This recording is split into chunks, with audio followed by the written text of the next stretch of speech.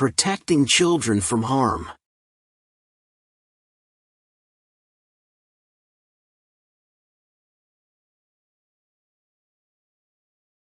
At home, on the street, or at school, one may encounter dangers. So my advice to you is to be careful.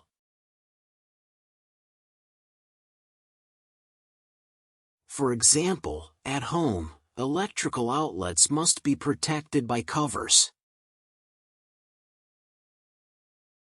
On the street, you should look right and then left before crossing.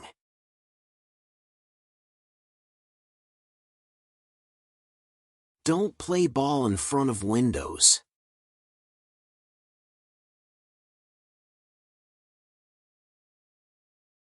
You can break them and get injured.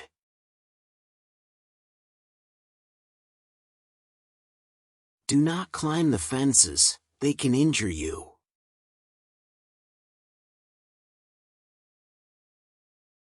For your own safety, follow the signs. Subscribe to my YouTube channel.